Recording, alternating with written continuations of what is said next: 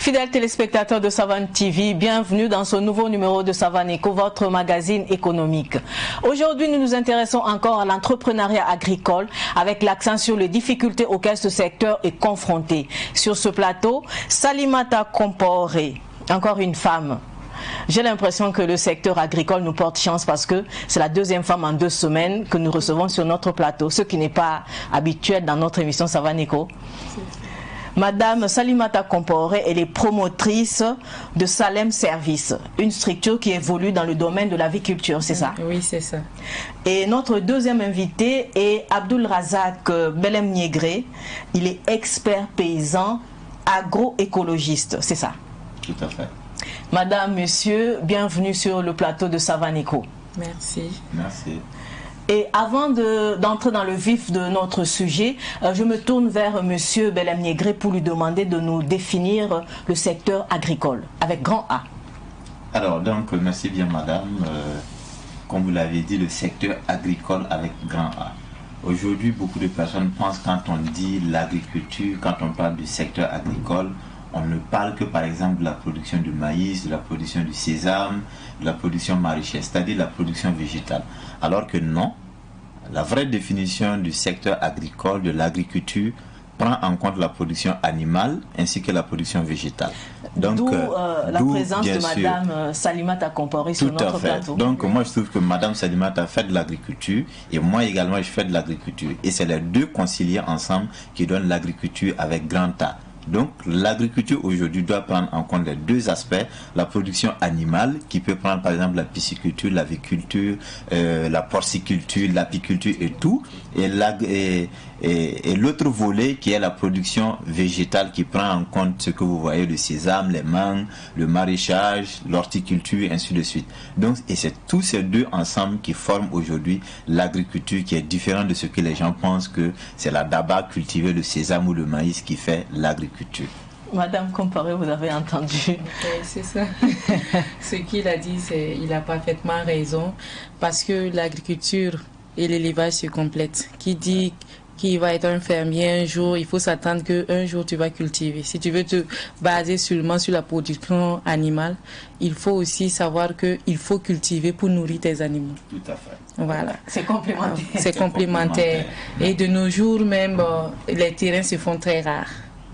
Et pour cultiver, et à la longue, là, il faudrait que le fermier cultive pour pouvoir nourrir ses animaux. Donc, c'est une culture que même dans la production animale, on essaie d'intégrer pour cultiver les fourrages, pour pouvoir nourrir les animaux, surtout le bétail. Parce que l'INERA a des semences de fourrage que nous pouvons s'aimer pour pouvoir récolter et nourrir le bétail. Voilà, surtout.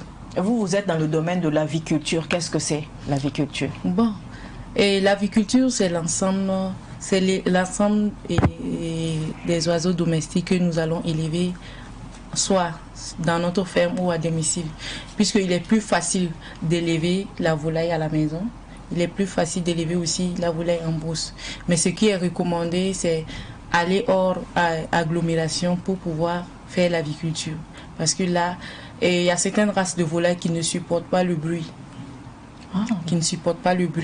Donc il faut, par exemple, les poulets de chair, les pondeuses. Parce que quand il y a trop de bruit, ça les stresse. Et la production d'œufs risque de chuter. Et quand il y a beaucoup de bruit aussi au niveau des poulets de chair, il y a un retard de croissance. Parce qu'ils ne supportent pas. Mais vous, qu'est-ce que vous élevez comme volaille? Bon, ce que j'aime bien élever, c'est la race locale améliorée qui est un croisement issu des races importées avec la race locale pure d'ici, qui nous donne ce qu'on appelle le poulet du Faso. Voilà.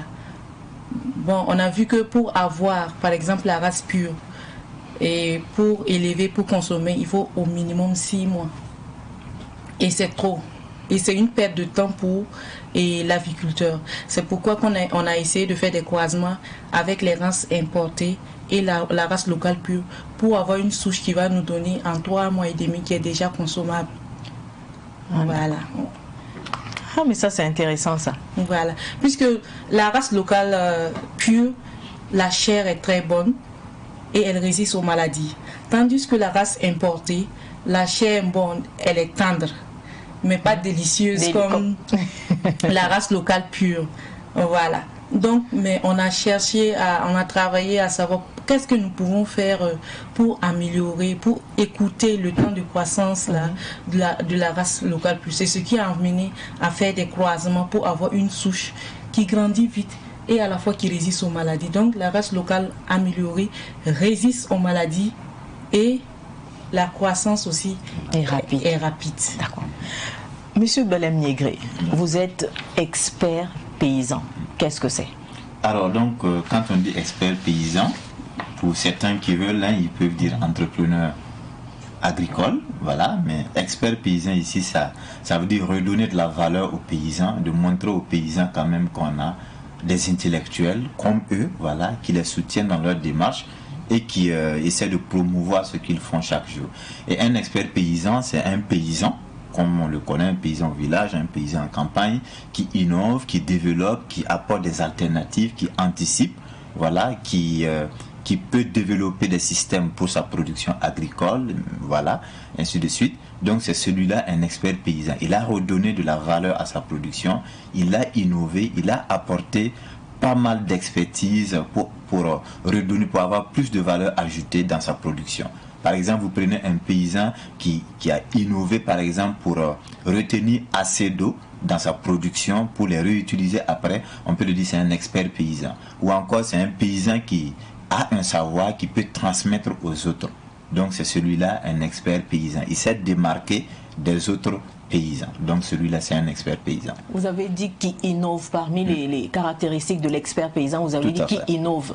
Vous, en tant qu'expert paysan, qu'est-ce que vous avez innové? Alors, donc, moi, en tant qu'expert paysan, d'abord pour dire que j'adapte la sémence. Quand vous prenez une graine locale que vous connaissez ici, paysanne, moi, je peux prendre une graine, je l'acclimate, je l'adapte pour redonner à d'autres paysans. C'est le travail d'un expert paysan. Je peux apporter plus de valeur ajoutée à une production. Je prends tout simplement les stolons. Je ne sais pas si vous en connaissez. Les stolons, c'est-à-dire les pieds des fraisiers. Aujourd'hui, moi, je suis arrivé à un niveau que j'ai développé des stolons et redonné même un autre nom qui est les stolons amine, qui est un stolon plutôt qui s'adapte à notre contexte climatique, surtout sahélien.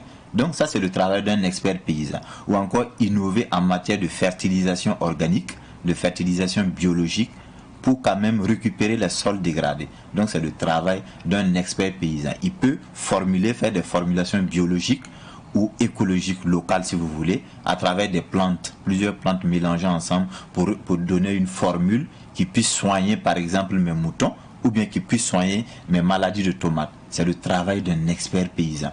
Ou encore transformer la mangue ou encore les fraises en séché, en confiture, en jus si vous voulez. C'est le travail d'un expert paysan, ou aller à l'échelle du national pour vendre les produits ailleurs à travers des titres. Voilà, et ça c'est le travail vraiment d'un expert paysan. Mais c'est beaucoup centré sur la transmission du savoir à travers des longues études qu'il a reçues, voilà, pour le partager aux autres. Mais qu'est-ce qu'il faut faire pour devenir expert paysan? Alors, donc c'est très simple pour quelqu'un, pour un paysan ou un jeune qui n'est pas paysan, parce qu'un expert paysan n'est pas né forcément dans l'agriculture. Ça, c'est un aspect qu'on doit prendre en compte. Ça peut être ce qu'on appelle les nouveaux paysans. Les nouveaux paysans actuels, leur papa n'a pas cultivé, leur maman n'a pas cultivé, mais celui-là, en tout cas, a de l'amour pour l'agriculture. Il peut être un expert paysan. Il y a les anciens paysans, et ces anciens paysans sont ceux-là, leurs papas sont des paysans, mais eux-mêmes, ils aspirent même pas d'être paysans parce qu'ils ont vu quand même l'aspect de leur papa ou leur grand-père qui a fait des parcours sans pouvoir même se payer un vélo ou encore une bonne moto, des fruits de l'agriculture. Donc, et quand on prend ces deux catégories, aujourd'hui, pour être un expert paysan, il n'y a pas une formation spécifique qu'on peut s'asseoir pour apprendre et devenir paysan. Il faut voyager, il faut lire, il faut écouter, il faut regarder. Et c'est simple, il faut avoir une vision à l'avance par rapport aux autres paysans, aux autres agriculteurs. Et c'est là, c'est une autre formation si vous voulez. Donc voilà. Il faut de la polyvalence pour être expert paysan. Oui, il faut s'adapter, il faut être prêt quand même à tout ce qui est contexte qui vous entoure, qui vous empêche d'évoluer Et si vous arrivez à dépasser ces étapes et faire travailler surtout le mental. Et j'insiste par exemple pour voyager. Il faut voyager quand on est un paysan, quand on est entrepreneur, quand on veut être expert. Il faut sortir, il faut regarder, il faut écouter. C'est très important. Merci, M. Belem Niegré. Madame Compaoré, vous avez entendu ce que M. Belem Niegré a dit sur l'expert paysan. Est-ce qu'on peut dire que vous aussi, vous êtes expert paysanne? Dire que je suis experte paysanne, bon, c'est trop dit. Parce que je suis très jeune dans ce domaine-là. Et j'ai fait des voyages en Côte d'Ivoire et au Mali pour pouvoir me former davantage dans ce secteur-là. J'ai vu que en Côte d'Ivoire et puis avec les autres pays, par exemple le Mali, le Niger et le Bénin, mon pays est malheureusement en retard. Et vraiment, ça m'a vraiment touchée, ça m'a vraiment découragée. Et j'ai vraiment cette soif-là qu'un jour, il puisse avoir un changement. En Côte d'Ivoire, ils sont à un niveau très avancé. Ici, et c'est vrai qu'être entrepreneur, on vise le profit. Ça, c'est vrai, on vise le profit. Mais aussi, nous voulons des produits de qualité et pour la population. Quand nous avons eu l'occasion d'aller participer au Salon international d'Abidjan, le Sahara en 2019, j'ai vu que maintenant, l'Ivoirien il ne mange plus la kéké avec le poisson, maintenant c'est avec du poulet. Avec du poulet. Et vraiment, j'ai vraiment aimé. Mais nous, on n'est pas à ce stade. Même le citoyen lambda en Côte d'Ivoire peut souffrir de la kéké au poulet. Mais ici au Burkina, il faut dépenser pour cela. D'accord. Parce que, m'excusez, parce qu'en Côte d'Ivoire, la Côte d'Ivoire est un pays d'ouverture. Ils ont permis aux autres pays de venir investir, de les aider à évoluer. Ici au Burkina, nous n'avons pas assez de couvoirs qui puissent nous produire des poussins. Nous allons revenir sur ce pan après. Il n'y a pas de souci. Maintenant, moi, je voudrais savoir, vous êtes dans le domaine de l'aviculture. Qu'est-ce qui vous a motivé à embrasser cette activité? Au niveau de l'aviculture, ce qui m'a motivé, c'est que j'adore vraiment la volaille. J'adore la volaille. Et je me suis fixé un objectif, c'est de produire d'abord pour moi et produire aussi pour mes clients. Pourquoi je dis ça? C'est produire pour ma propre consommation, pour avoir un produit sain. Parce qu'aujourd'hui, quand nous voyons sur le terrain, beaucoup abusent par rapport aux produits chimiques, qui est très nocif pour la santé de l'homme. Et c'est pourquoi que je me suis lancée dans l'aviculture pour pouvoir vraiment consommer un produit de qualité. Parce que beaucoup ne respectent pas les délais d'attente des produits qu'ils utilisent sur le terrain. Et aussi, ce qui m'a poussée à aller, c'est que mon papa aimait vraiment l'élevage. Et quand il était, à 2 ou 3 ans de la retraite, il a payé des couveuses. Et il ne savait pas comment manipuler les couveuses, tout. Il voulait produire des pentados, il a acheté les œufs. J'ai dit, pourquoi le vieux là même, il se fatigue? Quand les pentados sortent de la couveuse, quelques jours après, ça meurt. Il ne sait pas comment entretenir les pentados. Bon, il met dans des petits cartons, il dépose au salon. J'ai dit, le vieux là même, il nous cherche des soucis. Qu'est-ce que c'est que ça? Ça meurt. Il n'a rien eu dans tout ce qu'il a fait. Pourtant, il a dépensé. Et c'est là maintenant, quand je suis allée me former à l'ENISA, l'École nationale de santé animale, voilà, quand je suis revenue, je lui ai montré comment il faut faire. J'ai dit, quand ça sort de la couveuse, ça a besoin d'une poussinière, il faut les réchauffer pendant 3 semaines. Si ce sont les pentados, il faut aller jusqu'à 2 mois. Voilà, parce qu'ils n'ont pas leur maman à côté pour les couvrir, les réchauffer. Il faut mettre un chauffage, voilà. Donc j'ai vu qu'il avait fait des erreurs. Et aujourd'hui, il est à la retraite et je l'ai formé. Et souvent, quand il y a une situation donnée sur le terrain, on essaie de discuter. Et lui, je dis, papa, tu veux devenir expert plus que moi. Pourtant, c'est moi, je t'ai appris et je te montre ce qui est nécessaire à faire. Voilà, donc ça me réjouit le cœur. Parce que vraiment, il a appris qu'il avait fait des erreurs. Et moi, je suis venue corriger ces erreurs. Et aujourd'hui, il élève, il est très content. Voilà, il est à la maison, il fait son petit élevage de 200 têtes, 300 têtes, voilà, et il est content. Et vous, M. Belem Niégré, qu'est-ce qui vous a poussé à embrasser cette activité? Alors donc, qu'est-ce qui m'a poussé d'embrasser ce secteur? Il faut dire que à la base c'est inné. J'ai un papa paysan, une maman paysanne, qui est une maman qui a beaucoup travaillé. Mais vous êtes devenu expert paysan, contrairement au... Si, en s'appuyant bien sûr de ces deux paysans, c'est-à-dire la paysanne et le paysan. Et j'ai une maman qui a beaucoup bataillé, comme on le dit, qui faisait la navette au Ouagadougou, comme si les gars, Koubri, Lombila, barrage de Tanguin, Tampouy, etc., qui rachetaient les légumes et qui les vendaient au marché de Catria. Et moi, quand j'étais tout petit, je suis l'aîné d'ailleurs, il fallait obligatoirement et impérativement faire ce qu'elle te dit. Et moi, je partais déjà enlever de la salade quand j'étais en classe de CM2, 6e, 5e. Donc, bon, l'idée est née vraiment à partir de ce qu'elle faisait. Mais il se trouvait aussi qu'il y a un papa qui fait de l'agriculture, qui est un maraîcher expérimenté.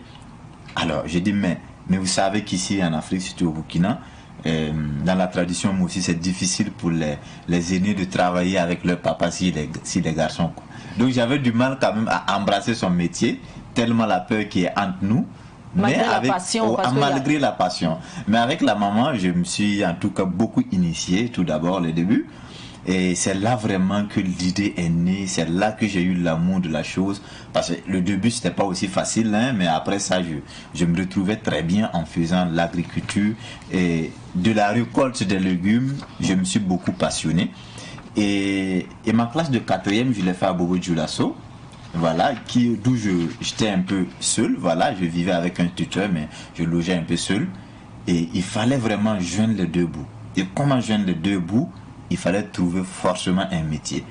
Et le métier qui me passionnait et qui était simple pour moi de le faire, c'est de faire le maraîchage. Donc à côté de mon école, voilà, Sakabi de Bobo Dioulasso, de l'autre côté c'est mon école et de l'autre côté du goudron, c'est le site maraîcher de Sakabi.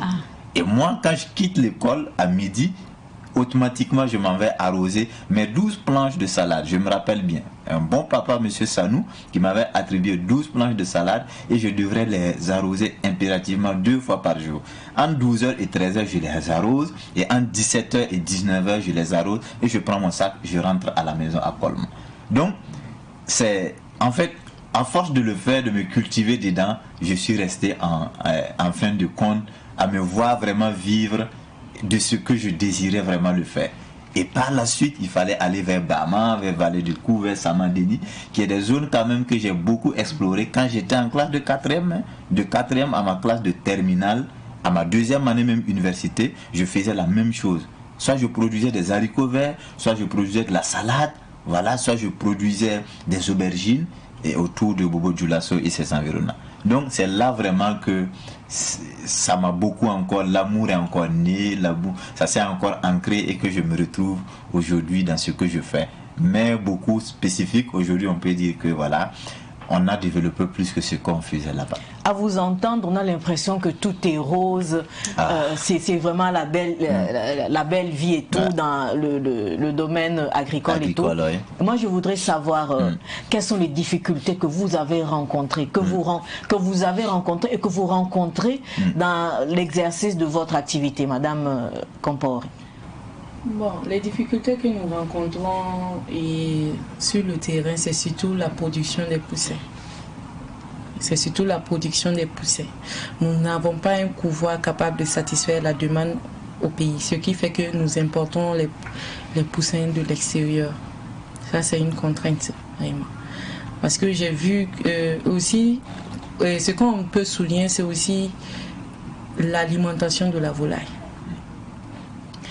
Parce qu'aujourd'hui, le maïs coûte cher. Et nous, particulièrement, quand nous produisons l'aliment volaille, on évite de mettre de la protéine animale. Voilà. Pour éviter certaines maladies. Donc, nous utilisons 100% végétal. Donc, étant donné que la saison pluvieuse n'a pas été très bonne, à cette période-là, on a des difficultés pour avoir les intrants pour produire, les matières premières surtout pour produire et l'aliment volaille. Ce qui fait que beaucoup d'agriculteurs ne produisent plus assez. Par exemple, si tu pouvais produire au moins 5000 têtes, il faut te rabattre à 2500 têtes parce que l'aliment coûte cher. Aujourd'hui, en janvier, le sac d'aliments coûtait environ 12 500. Aujourd'hui, nous sommes à 15 500.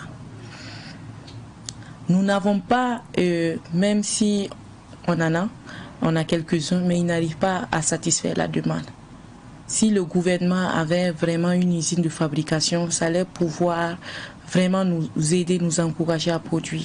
Je prends l'exemple du Mali, quand j'étais là-bas en janvier, pour une formation en pisciculture. Et je faisais ma formation avec une grande dame qui fait uniquement que la pisciculture et elle produit elle-même ses aliments. Donc, elle produit pour elle-même, pour sa propre consommation et elle produit pour ses clients. Donc, le gouvernement a subventionné les aliments. Et chaque pisciculteur venait prendre à moindre coût. Par exemple, si le sac coûte 12 500, le pisciculteur vient payer 8 500.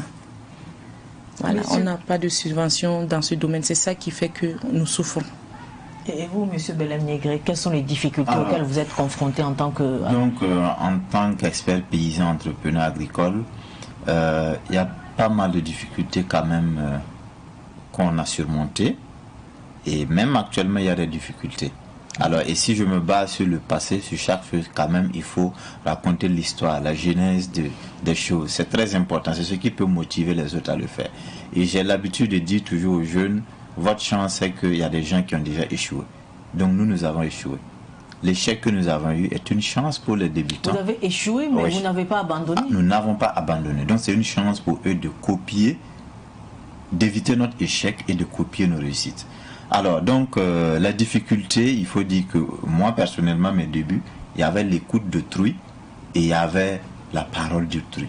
C'est-à-dire que vous êtes un jeune étudiant ou encore vous avez fait des études, les gens vous voient vraiment dans des bureaux. Et les gens critiquent de façon négative ce que vous faites. Mais celui-là, il a un bac, il a une licence, il a un master, mais il est devenu agriculteur. Est-ce que vous voyez ce qu'on sous-entend?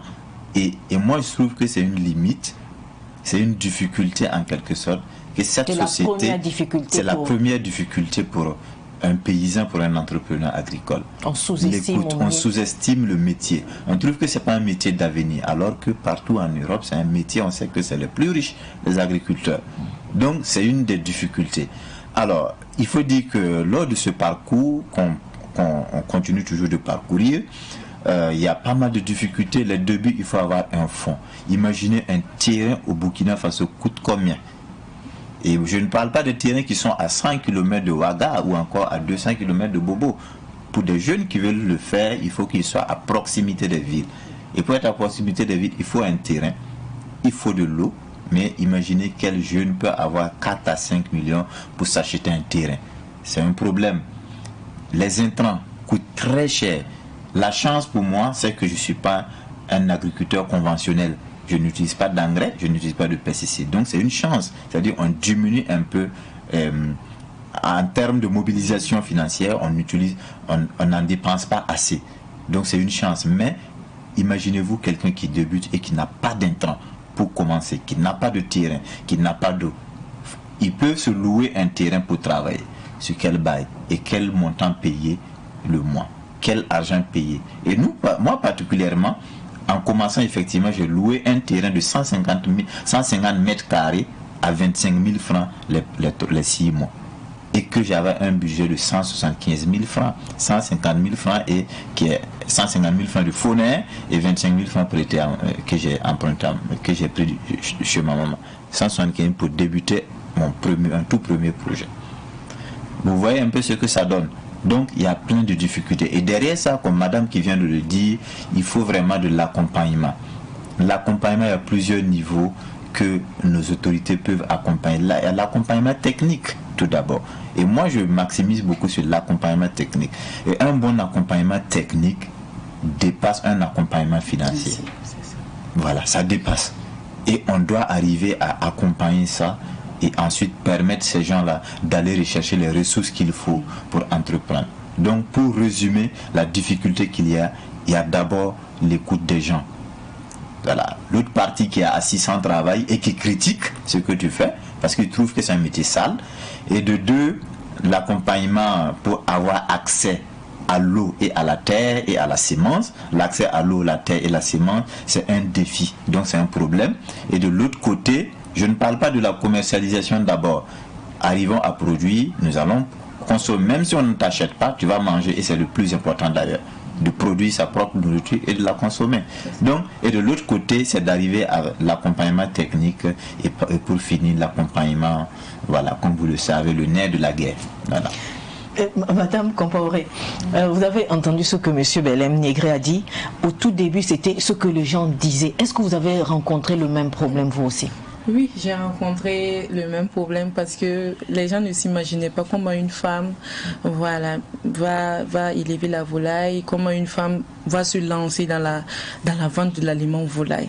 Quand on arrive et puis c'est une dame qui est au magasin, qui aide les clients même à soulever les sacs déposés sur les motos, voilà. C'est vous? J'ai dit oui, c'est moi. Et ce qui m'a beaucoup aidé, c'est que mes parents m'encourageaient, ils m'ont aidé beaucoup dans ce domaine-là. Il y a aussi l'appui de mon époux vraiment que je salue vraiment, parce que souvent si je n'ai pas le temps pour aller récupérer les poussins à l'aéroport, c'est lui qui part chercher pour moi. Donc ça fait que j'ai la volonté, j'ai le moral. Mais vous n'avez pas, lorsque vous entendiez les dires des gens, est-ce que vous n'avez pas eu envie d'arrêter parce qu'il y avait tellement de choses négatives qui étaient dites sur le métier? Bon, puisque moi je suis dans un dynamisme où même si j'ai une vision, quel qu'en soit ce que vous dites, voilà, ça ne me décourage pas. Si j'ai le soutien de mes parents, si j'ai le soutien de mon époux qui me dit fonce, et c'est d'ailleurs lui-même qui m'a encouragé à me lancer dans ce secteur-là. Voilà, je n'écoute pas ce que les gens disent. Je prends surtout le côté positif. S'il y a des conseils à me donner pour évoluer, je prends ces conseils-là. Mais quand mes clients arrivent au magasin, ils disent que c'est une femme, ils ne font que m'encourager. Ils disent que madame, vous êtes une battante. Partout où je passe, même quand j'étais à l'école, mes collègues me disent que tu es une battante. Partout où je pars, tu es une femme battante. J'ai dit je suis battante, mais souvent je suis fatiguée, souvent je suis découragée parce que j'ai soif d'avancer, mais les moyens me manquent. Je n'ai pas d'accompagnement financier. Souvent je dis si quelqu'un pouvait m'offrir un fourrage, ça allait me faire plaisir. Voilà, parce que pour atteindre un point, comme ce que M.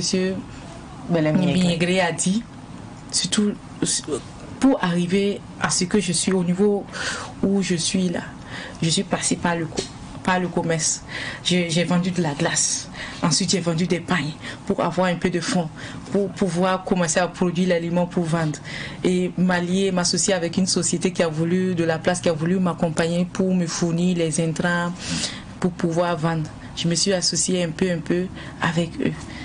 Et lorsque j'étais sur le terrain, je me battais. Voilà, il y a un monsieur un jour qui m'a dit qu'est-ce que je peux faire pour t'aider? J'ai dit surtout je n'ai pas de fonds et pour relancer mes activités, voilà, parce que j'ai tout fait, j'ai vendu la glace, j'ai vendu des pains pour pouvoir, voilà, il m'a fait un prêt et j'ai pris ce prêt là injecté dans la vente de l'aliment. Et en 6 mois, j'ai remboursé. Mais on me dit, chaque fois quand je pars au niveau d'une société, je dis, j'ai besoin que vous augmentiez. Parce que j'ai beaucoup de clients que je n'arrive pas à satisfaire. On me dit, il faut prendre un prêt, va voir la caisse. Pourquoi vous n'êtes pas allé dans un établissement financier pour demander un prêt? Ils ont besoin toujours de garantie. Qu'est-ce que nous allons garantir? On n'a pas de parcelle. On n'a pas un moyen de déplacement. Même si on a un moyen de déplacement, l'argent qu'ils vont vous donner ne va vraiment pas, ça ne suffit pas à couvrir ce que vous voulez faire. Et bon, et aussi je n'aime, puisque dans notre secteur c'est un secteur très risqué et beaucoup ne veulent pas investir. On peut perdre tout en un instant donné. Et surtout, je dis toujours à tous ceux qui veulent se lancer dans le domaine de... Si tu n'as pas l'amour, si tu n'as pas le courage, si tu n'as pas la force, tu te lances, que tu vises uniquement le profit. Un jour viendra où tu n'auras même plus la force au niveau des pieds pour marcher. Je dis parce que ça peut te donner des crises cardiaques, des tensions. Quand tu es assise et tu vois ta volaille succomber en un instant donné, vraiment, c'est décourageant. Mais souvent, on a la force, on se relance. Mais d'autres voient que mais il y a l'argent dedans. Hein. Il est tombé tout est mort et il reprend encore. Je dis, mais quand nous vendons, nous n'injectons pas sur notre propre matériel. Ça veut dire sur l'habillement, voilà, se faire paraître. On réinjecte, on dépose cet argent au cas où il y a des difficultés sur le terrain pour pouvoir se relever toujours. Voilà. Sinon, c'est vraiment un domaine très risqué. Comme au niveau de l'agriculture, c'est pareil. Si la saison n'a pas été bonne, c'est la catastrophe. Si le paysan crie, c'est que l'éleveur va pleurer.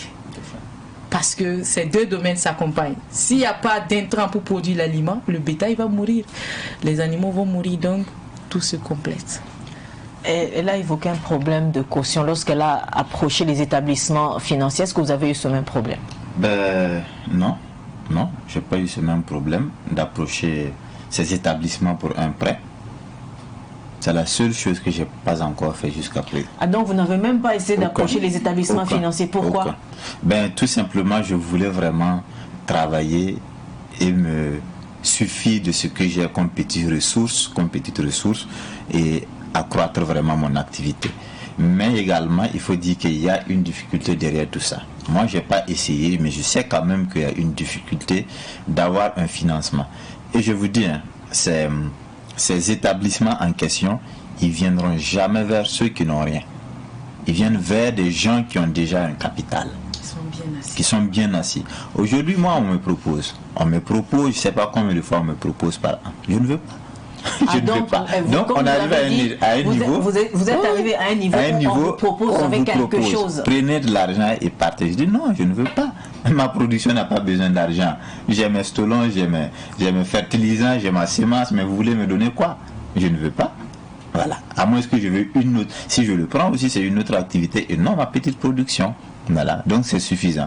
Mais c'est comme elle a dit, il y a toujours des difficultés liées à tout ça et ces gens-là vivent de ça, quoi. Mais nous, on a préféré vraiment partir sur la base du petit et réinvestir. Mais comment vous avez fait par rapport aux autres difficultés? Comment vous avez fait pour les surmonter? Alors, donc, les autres difficultés... Vous avez parlé de l'accès à l'eau, le terrain, les intrants qui sont chers. Comment est-ce que vous avez fait pour les surmonter? Alors, donc, c'est très simple. Il faut dire que j'ai arrivé à surmonter ces difficultés parce qu'on m'a encouragé. J'ai deux personnes qui me soutiennent. Et c'est le papa et c'est la maman. Et leur soutien, je ne sais pas comment je peux l'estimer parce que c'est inestimable pour moi. Dire à son enfant, vas-y, ton choix reste ton choix. Et ils m'ont même invité à le faire. Viens le faire. Et on te dit, malgré que eux-mêmes, ils n'avaient même pas eu quelque chose de grand dans l'agriculture, ils te disent, mais regarde, tu penses que un jour, tu peux dépasser celui qui investit au bureau. Il n'y a rien au bureau, hein, ils te disent ça. Viens dans l'agriculture et essaie. Et la chance, c'est que j'ai un papa qui était déjà agriculteur. Et que je peux m'inspirer, je peux l'exploiter. Et moi, j'ai eu cette chance. Je l'ai beaucoup exploité. J'ai profité de son savoir-faire, de papa, et puis voilà. Et aujourd'hui, j'arrive à surmonter les problèmes. Le terrain, comme je vous l'ai dit, ma toute première parcelle, je l'ai louée à 25 000 francs pour une durée de 6 mois que j'ai échoué la toute première production. La deuxième production, j'ai rentabilisé, mais je n'ai pas eu vraiment de profit en tant que tel. Et jusqu'à l'heure actuelle que je vous parle, je ne connais plus de risque dans ma production agricole. Voilà, donc il y a ces difficultés, certes, mais il faut être un héros face à ces difficultés-là, sinon on vous écrase. Et c'est ce que j'ai l'habitude de dire, ceux qui n'arrivent pas à surmonter ces problèmes ne peuvent jamais devenir un entrepreneur. C'est un voyage. Et lors de ce voyage, vous quittez ici, vous voulez aller à Bobo, certains vont décider de descendre au niveau de la poste de police, d'autres vont descendre à Boromo, d'autres vont descendre à Wahabou, d'autres vont descendre à Oundé. Et moi, j'ai décidé de descendre à Bobo. Donc mon trajet, ma destination n'est même pas encore arrivée. Madame Comporé, lorsque nous voyons, comment dire, le contexte difficile de l'entrepreneur agricole et tout, pensez-vous que ce secteur peut se développer? Moi, je pense que ce secteur peut se développer si on a un accompagnement vraiment comme ce que M. Belém-Migré l'a dit, et surtout technique du gouvernement.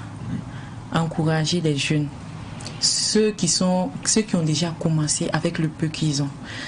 Si ils arrivent à avoir du matériel pour travailler, on ne veut pas seulement que l'argent en espèces. S'ils arrivent à nous fournir du matériel pour travailler. Par exemple, les intrants, un forage surtout, parce qu'on en a besoin.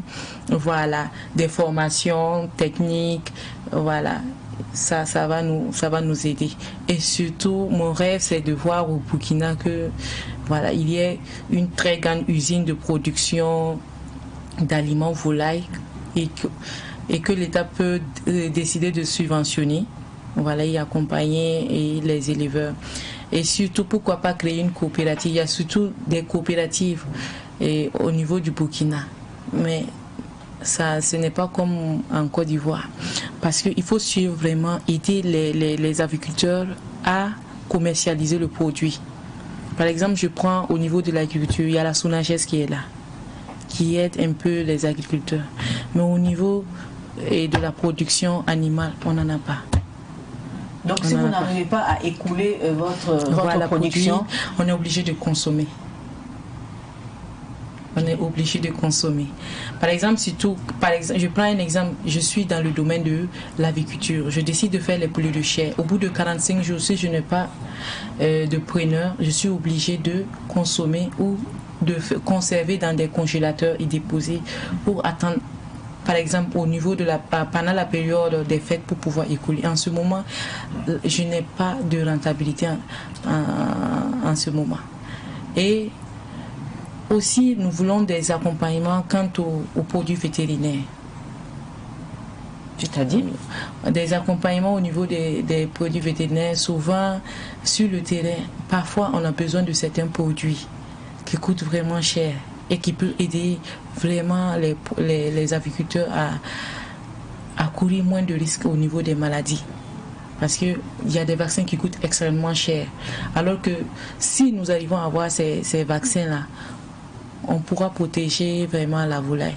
Surtout les maladies virales, une fois que ça attaque la volaille, il n'y a plus de solution. On est obligé de s'asseoir et regarder vraiment la volaille mourir. Voilà. Et sans force pour vraiment les aider vraiment à retrouver la force pour pouvoir vivre. Et qu'est-ce qu'il faut selon vous pour venir à bout de ces contraintes?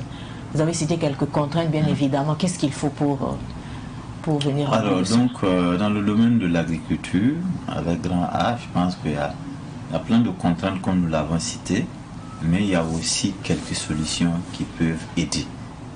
Et quand je prends la production végétale, que je connais très bien, aujourd'hui, il y a par exemple, ça je parle personnellement sans prendre le groupe de jeunes par exemple qui veulent se développer. Nous avons des fermes aujourd'hui, regardez autour de Ouaga. Des milliers sont ces fermes. Une fois j'ai essayé de les compter, j'étais à plus de 1042 fermes que j'ai pris chaque route que je sors de Ouaga, que j'ai compté un, équipé de fourrage, équipé d'eau, bien clôturé, et quand vous rentrez à l'intérieur, c'est la brousse. Voilà. Et toi, jeune, toute cette personne qui a la volonté peut. Toute cette personne cherche à savoir qui est le responsable et loue le terrain, et je te le donne un défi, en 2 ans tu te cherches un terrain. Ne touchez pas, ne faut pas t'asseoir pour acheter un terrain. Un terrain coûte combien? Des millions. Autour de Ouaga, vous savez, tout ce qu'un hectare, c'est pas moins de 5 millions, ça c'est clair. Donc, et comment on peut se développer dans ça? Vous pouvez avoir un forage, un bon forage, il faut aller 12 millions. Un bon forage équipé de panneaux solaires, de mots, ça peut arriver 11 à 12 millions, ça c'est clair, pour être autonome.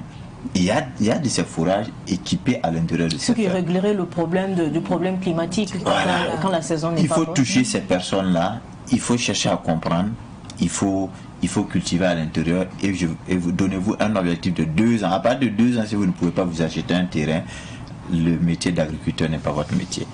Secondo, comme elle a dit, les solutions, c'est quoi? Il faut former les jeunes. Aujourd'hui, nous les formons, mais après formation, c'est quoi? C'est comme les arbres qu'on plante. En août, on avait planté. Regardez sur le terrain quel arbre survit encore. C'est les arbres rustiques, en quelque sorte, qui arrivent à survivre. C'est les humains aussi. On a campagne de 1000 jeunes formation. On a formé. Après, ça y a quoi? Si on les forme, on doit les suivre. Et même si on forme 100 jeunes, on arrive à les investir. C'est le plus important. Et moi, je le dis, par exemple, une politique, 1000 jeunes entrepreneurs, 1000 succès en 5 ans. Et vous allez voir que ça marche. Et il y a ceux-là qui ont déjà prouvé que c'est possible. Toucher ces gens, propulser-les pour inspirer les autres à le faire. Elle a parlé du problème des intrants. Aujourd'hui, le problème des intrants est partout. Regardez les motopompes que les agriculteurs utilisent. Vous pensez qu'ils utilisent du pétrole encore, de l'essence? Non, ce sont des gaz. Comme les taxis qui bougent à gaz. Les motopompes bougent à gaz maintenant pour arroser le jardin. Parce que non seulement le prix des intrants chimiques, bon, je ne suis pas chimique, mais bon, le prix des intrants chimiques a augmenté. Le prix des produits pour le traitement augmente. Ils ne peuvent pas se développer. Donc un petit ne peut pas se développer en agriculture. Ça, c'est clair. Donc il faut avoir cette politique-là de formation, de recadrement et d'insertion. Vous formez un jeune aujourd'hui en aviculture, en agriculture, en entrepreneuriat agricole, sans insertion de stage, vous allez former un véritable danger pour votre société. Il ne peut jamais. Il faut qu'il s'approche aux professionnels. Pour le faire, il y a des professionnels qui sont là. On forme, on les met en stage, on les fait sortir et on les appuie un peu. Et le décollage positif est là. Donc, c'est quelques solutions que je peux proposer. Vous avez évoqué l'implication des autorités pour vous accompagner, que ce soit au niveau technique ou financier et tout. Pourquoi voulez-vous que les autorités vous accompagnent, puisque c'est, une entreprise privée? Bon, comme vous l'avez si bien dit, c'est vrai que nous évoluons dans le privé. Nous avons vu que le gouvernement n'arrive plus à employer les jeunes. Voilà. Beaucoup, après la formation à l'école professionnelle, ils se mettent en tête qu'ils doivent faire obligatoirement le test d'intégration pour être un fonctionnaire. Mais nous avons décidé d'évoluer à titre privé. Voilà. D'entreprendre et pourquoi pas embaucher d'autres jeunes pour pouvoir réduire le taux de chômage. En nous accompagnant, nous aidons aussi les jeunes à avoir de l'emploi. Et je dis qu'un jeune qui sort aujourd'hui dans une école professionnelle et qui se sort à la maison, c'est que c'est un paresseux. Que ce soit au niveau de l'agriculture, que ce soit au niveau de la santé animale, tu ne peux pas être formé et t'asseoir à la maison, que tu attends un concours du gouvernement pour pouvoir être un fonctionnaire un jour et à la fin du mois avoir un salaire. Moi, je trouve que c'est de la paresse. Tu peux t'entendre avec un éleveur qui a déjà un terrain et commencer à faire du maraîchage. Voilà. Ici, il a un forage, voilà. Tu dis que tu vas travailler, comme M. Belém Aigré l'a dit, si bien dit, travailler pendant quelques années. Voilà. Et vous partagez les ressources. Voilà. Mais, bon, on s'entend, nous sommes dans un pays où on a mis dans notre mentalité qu'il faut forcément travailler dans le gouvernement. Il faut travailler pour qu'à la fin du mois, tu puisses avoir un salaire. Et d'ici 15 ans, tu as une retraite. C'est la retraite que tout le monde vise. C'est la retraite que tout le monde vise. Ils ne visent pas qu'en étant dans un secteur privé, tu peux avoir plus qu'une retraite. Tu peux toujours continuer à fonctionner. Mais chaque fois, même étant dans le domaine privé, on me dit, tout le temps, il faut faire un concours. Tu souffres, voilà. Et puis tu n'as pas de retraite. Au moins, si à la fin du mois, tu as un salaire, voilà, ça te permettre de supporter tes charges, tout. Tu peux avoir un prêt à la banque pour pouvoir relancer tes activités. J'ai dit, bon, je n'ai jamais rêvé de travailler dans le gouvernement. J'ai toujours rêvé d'être entrepreneur, travailler pour moi-même. J'ai toujours rêvé d'apporter une pierre dans la construction de mon pays. J'ai toujours rêvé un jour porter secours à une personne qui a envie de réussir. Voilà. Pourquoi l'État, selon vous, devrait accompagner le secteur agricole? Alors, donc, je pense que si on avait fini sans cette question, on n'a pas encore commencé. Pourquoi l'État doit, en tout cas, accompagner le secteur agricole? Vous savez, vous voyez, actuellement, nous sommes dans une situation d'insécurité alimentaire et d'insécurité avec grand A aussi, comme vous connaissez. Voilà, c'est la faim. Ces gens sont affamés. Aujourd'hui, si tu arrives à te payer une bonne chaussure, à te payer un très bon téléphone, à te nourrir, à te marier, il y a des choses qu'on n'hésite même pas. Même si on vous donne des milliards, vous n'allez pas essayer. Nous avons faim. Et un pays qui a faim ne peut pas parler d'économie. Notre économie, là, l'économie est agricole d'abord. Manger à notre faim, notre alimentation dans notre assiette, nous devons la manger. Voilà, nous devons nous suffire. On parle de l'autonomie, l'autosuffisance alimentaire. Tant que nous n'atteignons pas l'autosuffisance alimentaire, nous allons bavarder, les gens vont nous écouter, mais nous ne serons jamais économiquement forts. Donc le décollage économique est basé sur le décollage agricole. L'économie agricole, là, c'est très important. Arriver à produire suffisamment, à se nourrir d'abord et à exporter le reste. C'est très important. Et aujourd'hui, l'État sait, ils savent qu'aujourd'hui, on doit investir dans notre propre alimentation. Et dès que nous l'avons abondamment, le reste, je vous dis que ça coule comme de l'eau. Quel pays s'est développé sans agriculture? Je ne connais pas. Même la Chine, aujourd'hui une puissance industrielle. D'abord, ils ont pris combien d'années? Des vingtaines, des centaines d'années pour garantir leur grenier d'aliments. Notre grenier est vide. Donc, économiquement même, je ne parle pas. On ne peut pas se dire un pays en voie de développement. Nous ne sommes même pas là d'abord. Mais il y a quelques initiatives quand même qui sont prises, non? Si, il y a quelques initiatives, mais qui doivent encore être tapées très fort. Des initiatives qui vont faire de véritables entrepreneurs agricoles, de véritables paysans agricoles. Aujourd'hui, nous avons une agriculture familiale. Quand on dit une agriculture familiale, c'est quoi? Ceux qui me nourrissent et ceux qui vous nourrissent, ils n'ont pas plus de 2 ou 3 hectares. Ils n'ont pas plus de 5 hectares. C'est de l'agriculture familiale. Il faut redonner une forme qui répond au contexte local ici. On n'a pas besoin de copier l'Inde, de copier l'Indonésie, de copier l'Israël pour faire le Burkina. Non. Le Burkina a ses réalités. Il faut concevoir des matériels, des outils, mécanisation agricole adaptés à l'agriculture familiale. 80% qui produisent, 80% normalement devraient arriver à se nourrir, eux en tant que 80% et nous autres les 20%. Donc on doit revoir ce niveau et inciter cette jeunesse. La jeunesse elle est vaillante et très forte. Il faut toucher la jeunesse. Il y a des gens, comme je l'ai dit auparavant, il y a des gens qui ont déjà fait, appuyer sur ces gens. Je suis sûr que une seule personne au Burkina peut arriver à nourrir 100 personnes. Mais on a besoin de revoir. Nos eaux de pluie tombent au Burkina, ça part au Ghana, ça part au Côte d'Ivoire et nous reste le sol vide. Il faut avoir une technique de captation de ces eaux, de rétention de ces eaux et nous profiter de faire le maraîchage au moment où il n'y a pas de l'eau. Je vois par exemple à Zorgo, à Moctero à côté, des femmes qui vont jusqu'à 12 mètres. La femme creuse et l'homme tire le sable parce que la femme ne peut pas tirer. Et vous imaginez ça, comment on peut parler d'économie? C'est de revoir par exemple ces femmes-là, donner leur du forage, entourer, clôturer leur coin, on sécurise l'accès à l'eau et vous voyez que le déclic est passé. C'est la même chose que les jeunes, il y a des groupes de jeunes qui sont là, qui ont des bons projets, c'est de les toucher, de les former et de les accompagner. Financier, et puis en agriculture, on n'a pas besoin de donner assez de fonds pour que la personne commande. La personne a besoin d'eau, c'est tout. Madame Comporé, pour conclure. Bon, pour conclure,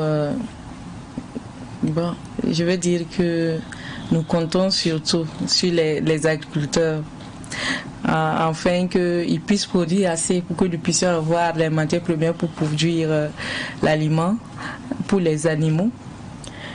Et aussi lancer un appel au gouvernement. Nous avons besoin d'un grand couloir. Nous avons besoin qu'ils produisent des poussins de qualité et à un prix vraiment concurrentiel. Voilà, pour nous permettre d'élever, d'avoir un poussin qui coûte moins cher, un poussin qui est de qualité.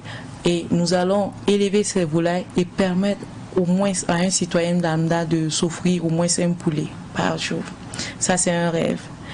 Je rêve de voir que dans chaque famille puisse offrir au moins un poulet par jour. Parce que de nos jours, c'est quand nous voyons dans certaines familles, c'est à l'occasion des fêtes qu'il peut s'offrir un poulet. Et s'il n'arrive pas à s'offrir un poulet, c'est du poisson. Et nous sommes dans un secteur où on a beaucoup d'agriculteurs qui sont sur le terrain, qui se battent jour et nuit pour fournir de la volaille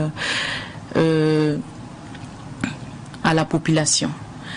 L'autre aspect aussi, c'est vraiment que l'État subventionne les produits, les matières premières pour que nous puissions avoir des matières premières de qualité, afin que nous puissions produire les intrants.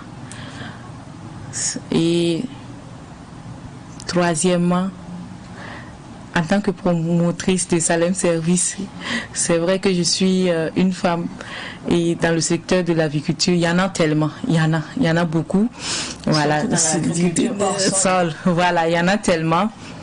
Et aussi dans l'agriculture, il y a aussi des femmes qui se battent aussi dans ce domaine-là. Nous, étant une entreprise, nous avons besoin vraiment d'un accompagnement technique, matériel, pour pouvoir vraiment évoluer. On n'a pas besoin d'argent. On a besoin qu'on nous fournisse vraiment des intrants pour travailler, du matériel pour travailler sur le terrain. Et nous avons besoin vraiment que l'État nous accompagne dans la formation aussi, pour pouvoir entreprendre, pour pouvoir réussir dans notre entreprise, pour avoir des idées. Par exemple, dans les autres pays, nous avons des structures de l'extérieur qui appuient les éleveurs. Il y a INCO, il y a ACVO, qui soutiennent les petites entreprises, les jeunes entrepreneurs à pouvoir les former. Chaque entrepreneur donne vraiment les difficultés qu'il rencontre sur le terrain et nous faisons des exercices de formation et ils nous aident à comment corriger nos erreurs sur le terrain. Voilà. Il y a tout ce qu'elle aussi qui accompagne aussi certaines structures. Mais nous voulons aussi qu'ils accompagnent les jeunes entrepreneurs parce que nous avons aussi besoin de formation. Nous avons besoin qu'on nous recadre si nous avons des difficultés sur le terrain. Mais nous voyons que certaines entreprises qui sont spécialisées dans la formation, ils ne visent que les sociétés, les grandes sociétés. Alors qu'il y a des petites entreprises aussi qui ont besoin d'aide, qui ont besoin d'être relancées, qui ont besoin de formation pour avancer. Donc, je vois que Mme Comporé a beaucoup de choses à dire, mais malheureusement, nous sommes au terme de cette... La parole à monsieur. Nous sommes au terme, vraiment, j'aurais voulu prendre, monsieur Belem Niegré, mais nous sommes vraiment au terme de cette émission. On ne peut pas aller au-delà de ça. Okay. Mais j'espère que nous aurons, l'opportunité de discuter de ça, pourquoi pas, au cours des dans nos prochaines, éditions. Mais pour le moment, nous sommes au terme de cette émission. Vraiment, merci. Merci bien. C'est ainsi que nous allons clore nos échanges sur l'entrepreneuriat agricole au Burkina Faso. Quelles sont les contraintes liées à ce secteur? En rappel, je recevais sur le plateau de Savaneco Madame Salimata Comporé, elle est promotrice de Salem Service, et Monsieur Abdul Razak Belem Niegré, il est expert paysan, agro-écologiste. Merci à vous, madame, monsieur, d'avoir répondu à notre invitation et j'espère que beaucoup de personnes vous ont suivi et que ce n'est que partie remise et beaucoup de personnes, beaucoup de jeunes surtout vont, embrasser le secteur agricole. Ainsi s'achève Savaneco. Merci pour votre fidélité. C'est avec plaisir que je vous retrouverai dans nos prochains numéros. À très bientôt.